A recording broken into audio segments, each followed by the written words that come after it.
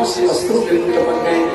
कहा द्वारकाधीश से कह देना कि तेरी भाभी के घर में एक मास हुई पाँच में दो काशी हो मेरे घर गोपाल जू नित्य एकादशी हो। अभी मेरी माताएं और भाई लोग सभी बैठे हैं, अभी किसी को उठ करके नहीं आना, बाद में सबको समय मिलेगा, अवसर मिलेगा, तब सभी लोग यहाँ आएंगे। और नहीं तो वही हो पाएगा, कथा नहीं हो पाएगा। हमारे खुद श्री हनुमानका वाले महाराज जी को कहते हैं चावल क्या चढ़ाना, भागवत कथा हो जाए और खुद चढ़ जाओ भागवत के ऊपर। इसका मतलब ये नहीं है कि पोथी को चढ़ो, खुद चढ़ने का मतलब है कि हम चावल क्या चढ़ाएं, प्रभु हमने आपकी कथा श्रवण की है, भागवत को जीवन में धारण किया है, और अपने आप को हम समर्पित करते हैं भगवान के चरणों में कि आज से अभी तक तो हम संसार के थे, लेकिन अब हमने भागवत कथा सुनी तो आज से हम आपके हो चुके। यही है अपने आप को चढ़ाना भागवत के लिए। वो स्वयं लक्ष्मीपति है, उसके लिए पैसे की भी आवश्यकता नहीं, स्वयं लक्ष्मीपति है। वो तो हमारा भाव देखता है, हमारी श्रद्धा देखता है, ये किस भाव से लाया, भगवान को भाव देखे। स्वयं लक्ष्मीपति बादल की सुर भूल गयो, जब मुट्ठी बांध धरणी पे आयो, जाने सभी प्रतिपाल कियो, रे मूर्ख नर्तन तुम भरमायो, जब दांत न थे तो दूध दियो, अब दांत दिए तो अन्न खवायो, बाप प्रभु को नर क्यों न भजे, जाने पानी की बूंद से ये पिंड बनायो।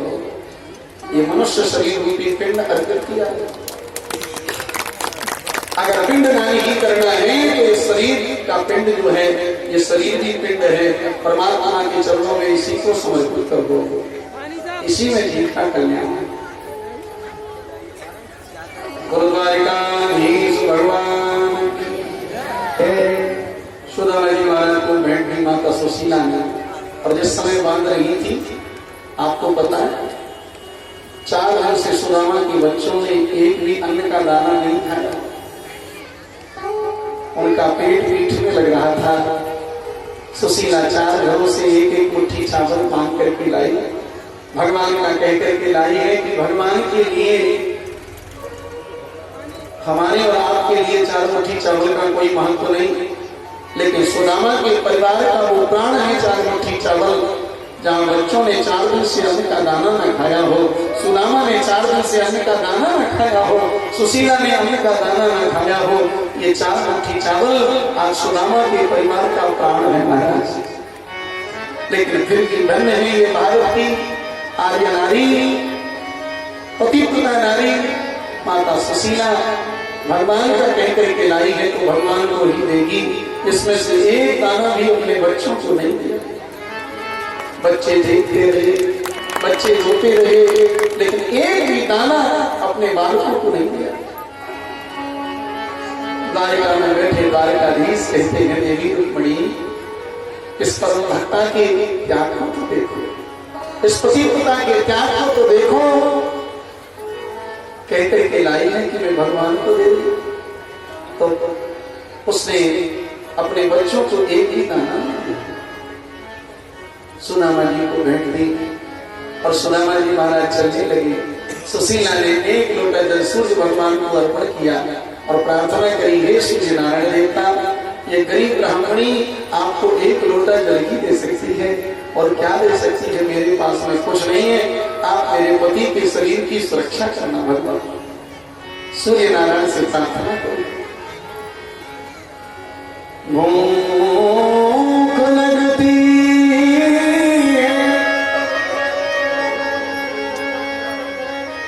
प्यास लगती है, जिंदगी अब उदास लगती है, कैसे मैं आऊं द्वारिका तेरी, आस भी अब निराश लगती है। भूख लगती है, प्यास लगती है, जिंदगी अब उदास लगती है, ऐसे में आऊं द्वारिका तेरी आस भी अब निराश लगती। संतों की मंडली मिल गई और गाते हुए चले जाए, घनश्याम तुम्हें ढूंढने जाए कहाँ कहाँ,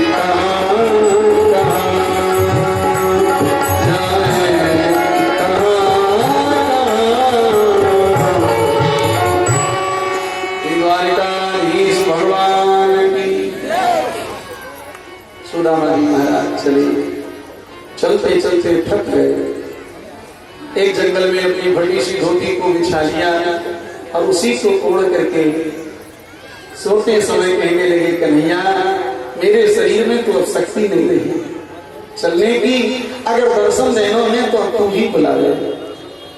भगवान कहते जो तू आवे एक पद में आऊं पद 60, और जो तू कर लो काट है सुने लोहे की लाठ। भगवान कहते हैं कि तुम मुझसे मिलने के लिए एक पद आगे बढ़ाता है, मैं 60 पद आगे बढ़ करके 60 पद आगे बढ़ करके अगवानी करता था। आज सुदामा जी महाराज कह करके सो गए। इधर भगवान ने पक्षीराज गरुड़ से कहा, गरुड़ जी मेरा भक्त थक चुका है, तुम अपने पांखों में पंखों में चपेट करके उसको लिया, उसे पता नहीं चलना चाहिए। गरुड़ जी अपने पंखों में चपेट करके सुदामा जी को ले आए और द्वारिका के सुंदर बगीचे में उनको सहन करा दिया। जब सोए थे तो घनघोर जंगल था और जागे वो अपने आम के लिए सुंदर बगीचे में पाया, और वहां तो सभी सुंदर सुंदर वस्त्र पहने हैं, सभी मुकुट लगाए हैं, सभी के कानों में कुंडल हैं, एक दूसरे से कह रहे भैया जय श्री कृष्ण जय श्री कृष्ण जय श्री कृष्ण। सुदामा जी महाराज ने एक से पूछा, भैया ये कौन सी नगरी है? उसने कहा कि इस नगरी का नाम है द्वारिकापुरी। सुदामा जी तो प्रसन्न हो गए, यहाँ को मतलब मैं अपने लाला की द्वारकापुरी आ गया, क्या यहाँ के महाराज श्री कृष्ण हैं? उस व्यक्ति ने कहा क्षमा करें ब्राह्मण देवता, हमारे महाराज का नाम इतने साधारण शब्दों में यहाँ कोई नहीं लेता। महाराजाधिराज चक्रवर्ती राजाधिराज श्री द्वारकाधीश भगवान श्री कृष्णचंद्र जी महाराज, बड़े सम्मान के साथ में लोग उनका नाम लेते हैं। सुदामा जी का तो हृदय गदगद हो गया, बाहरी कन्हैया तू इतना बड़ा आदमी हो गया, लोग तेरा नाम भी बड़े सम्मान के साथ में लेते। उससे पूछा कहाँ रहते? बोले वो सामने जो दिख रहा है भवन, 7 दहली के अंदर भगवान द्वारकाधीश रहते। सुदामा जी पहुंचे पहली दहली पर। सुदामा जी को देखते ही द्वारपालों ने कहा, ब्राह्मण देवता आपको क्या चाहिए? आपको जो चाहिए आप मांगे। हमारे महाराज ने ब्राह्मणों के लिए पहले दरवाजे पर पहली ड्योढ़ी पर ही खजाने खोल रखे हैं, आपको जो चाहिए सो ले लो। सुदामा जी महाराज ने द्वारपालों से कहा, भैया हमारी इस पटीचर जैसी दशा को देख करके आप यही समझ रहे होंगे कि कोई भिखमंगा भीख मांगने आया, लेकिन भैया हम कुछ मांगने नहीं आए, बल्कि तुम्हारे जो महाराज हैं वो मेरे बचपन के सखा हैं, बचपन के मित्र हैं, इसलिए उनसे जाकर के एक बार कह दो कि तुम्हारा बचपन का सखा सुदामा मिलने आया है, एक बार मेरी खबर भेज दो। द्वारपाल ने कहा कि आप राजे, हम जाकर के कहते। भगवान द्वारकाधीश के सामने जैसे ही पहुंचा सेवक, उसने कहा अन्नदाता की जय हो। भगवान ने कहा सेवक सुनाओ। अन्नदाता, आज द्वारकापुरी में एक विपन्न ब्राह्मण आया है। अच्छा कैसा है? अन्नदाता, उसके पैरों में चरण पादुकाएं नहीं। भगवान ने कहा और सिर पर पगड़ी भी नहीं है, और शरीर पर एक फटा सा वस्त्र है, और एक मोटा सा जनेऊ पड़ा हुआ है, और माथे पर चंदन है, एक तुलसी की माला है। और कहते कहते द्वारपाल के मुख से निकल गया, महाराज देखने में तो वो दर्द जैसा लग रहा है। भगवान द्वारकाधीश के नेत्र नाद हो गए। द्वारपाल, उस ब्राह्मण ने तुझसे कुछ मांगा, कोई याचना की? याचना तो नहीं की महाराज। जब उसने तुझसे कोई याचना नहीं की, कुछ मांगा नहीं, तो तुम कह कैसे सकते हो कि वो दर्द है? भूल हो गई अन्नदाता। उसके माथे पर जब नजर गई तो लगता था कि ब्रह्म तेज झलक रहा है। महाराज वो दरिद्र जैसा इसलिए लगा कि उसकी ऐसी बातें अटपटी लग रही हैं। ऐसा द्वारकापुरी में कोई ब्राह्मण आज तक हमने नहीं देखा। कैसी अटपटी बातें हैं भगवान। द्वारपाल को भी संकोच हो रहा है कहने में कि वो आपको अपना सखा कह रहा है, और जैसे कहा कि वो ब्राह्मण आपको अपना सखा बता रहा है। भगवान व्याकुल हो गए, अधीर हो गए। ठाकुर जी ने कहा, हे द्वारपाल जल्दी से बताओ फिर मेरे उस सखा का नाम क्या है? द्वारपाल कहने लगा, शीस पदान धरा तन पे प्रभु जाने को आए मसोई धोती फटी सिलटी दुपटी और पानो पान की नई सांस द्वार करो तुझ दुर्बल एक बस्यो चकसो वसुधा वो तो पूछत दीन दयाल को धाम बतावत आपनो नाम सुदाम। जैसे द्वारपाल के मुख से सुदामा सत्य निकला, भगवान द्वारिकानाथ तो सिंहासन से उछल पड़े, सिंहासन से उछल पड़े। मेरा सुदामा आया है, मेरा सुदामा आया है। माथे पर मुकुट धारण नहीं किया, भगवान का पीतांबर कहीं गिर गया, आज चरण पादुकाएं भी धारण नहीं की, और भगवान ऐसे दौड़े चले जा रहे हैं जैसे हाल की ब्याही हुई गाय जंगल चरने के लिए चली जाती है और संध्या काल को अपने बछड़े की याद आती है, तो जंगल से हुंकार भरती हुई गाय अपने बछड़े से आकर के लिपट जाती है। ऐसे भगवान द्वारकानाथ आज भक्त वत्सल बन गए, दौड़े दौड़े चले गए, कहीं दासियों से टकराए, कहीं दासों से चले जा रहे। मेरा सुदामा, मेरा सुदामा, मेरा सुदामा, दोनों भुजाएं फैलाए हुए भगवान द्वारकानाथ चले गए। और यहाँ पर उद्धव आदि मंत्री भी चकित हो गए। उद्धव आदि मंत्री सोचने लगे, इस द्वारिका में ब्रह्मादि देवता भी आते थे, इनका मूड होता था दर्शन देने का तो मूड तो दर्शन देते थे, अगर मूड नहीं होता था तो ब्रह्मादि देवताओं को लौटा दिया जाता था। ब्रह्मादि देवता आते थे, द्वारिकाधीश हमसे कहते थे, उद्धव आज ब्रह्मा जी आए हैं, स्वागत करो। लेकिन इस महापुरुष ने ऐसा कौन सा त्याग किया है, इस महात्मा का ऐसा कौन सा त्याग है, आज उद्धव जैसा महामंत्री खड़ा रहा, मुझसे भी नहीं कहा। स्वयं जा रहे लेने के लिए उद्धव आदि मंत्री भी भगवान के पीछे दौड़ने लगे और द्वारपाल पीछे दौड़ने लगे। सबके सब रुक्मिणी आदि रानियों के मन में भी उत्कंठा जागृत हो गई, हम भी उस महाभाग का दर्शन करना चाहती हैं, जिसके लिए भगवान द्वारकाधीश ऐसे आंखों होकर के दौड़े। द्वारकाधीश को पहुंचने में थोड़ा विलंब हुआ। सुदामा जी को लगता है बचपन की मित्रता है, कहीं वो मुझे भूल तो नहीं गया, इतना बड़ा आदमी बन गया, मुझे याद हो सकता है कहीं भूल तो नहीं गया। उदासी सी मन में आई, इतने में देखा कि सामने से मेरा बाल्य सखा चला आ रहा है। सुदामा जी, सुदामा जी, सुदामा जी कहते हुए, और जो देखा श्री कृष्ण को वर्षों के बाद में देखा था, आंखों में तो आंसू आना चाहते थे, लेकिन सुदामा ने अपने आंखों के आंसुओं को बाहर नहीं निकाला। सोचा बाहर निकल जाएंगे, ये सोचेंगे कुछ मांगने आया है, बहुत गरीब है, इसलिए अपने आंखों के आंसू को भी करती गए और दौड़े दौड़े ठाकुर जी गए। आज सुदामा जी को अपने अंक में भर लिया। बोलो श्री कृष्ण सुदामा जी महाराज। दोनों मित्र मिले, द्वारपाल कहने लगे, भैया अभी तक तो मित्रता के बारे में हम लोगों ने सुना है, लेकिन मित्रता कैसी होती है आज स्वरूपाकार दर्शन हमने किया है। मित्र हो, अगर मित्रता हो तो श्री कृष्ण और सुदामा जैसी हो। ठाकुर जी का एक हाथ सुदामा जी की एक पसली पर जा रहा है, मानो गिन लगे। मित्र इतनी दौड़ से तुम नहीं आए और तुम लौट जाना चाहते थे, तुम्हें हमारी मित्रता पर भरोसा नहीं रहा। सुदामा जी भाव विभोर हो गए, कहा लाला भूल हो गई मुझसे। अब हाथ पकड़ के और बिठाया है रथ पर, चलने लगे। सुदामा जी महाराज बोले, ये सब कौन के महल हैं, सब आपके ही हैं, आपकी ही कृपा है। महलों में जब प्रवेश किया, पुष्प दृष्टि हो रही है, स्वागत हुआ, भगवान ने अपने सुंदर स्वर्ण सिंहासन पर सुदामा जी को आसीन किया। माता रुक्मिणी से कहा, देवी परात लाओ, आज ब्राह्मण देवता के चरण धुलेंगे। माता रुक्मिणी भी चकित हो गई। इस महल में तो दास दासियों को आदेश दिया जाता था, लेकिन इस महापुरुष का कितना बड़ा त्याग है। आज साक्षात नारायण लक्ष्मी को आदेश दे रहे हैं कि परात लेकर के आओ।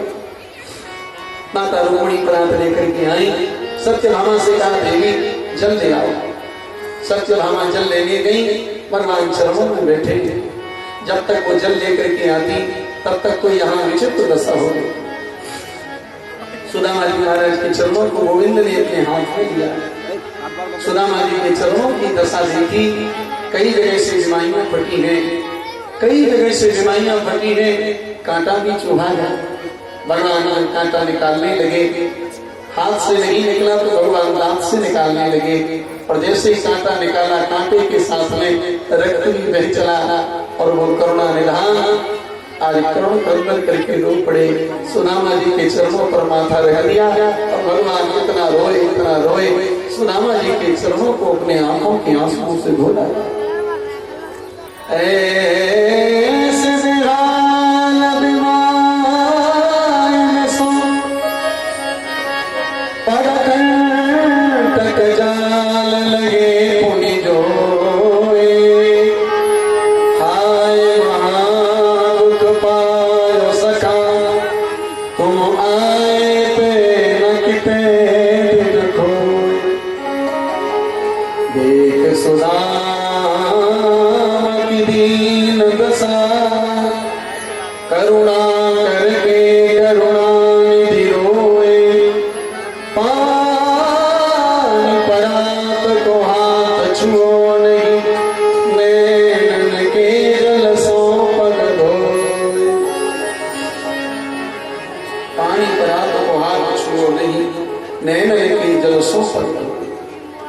भगवान ने उदर किया। सुदामा जी महाराज के चरणों को फिर धुला, चरणामृत लिया, पूरे महल में सिलसिल चलवाया।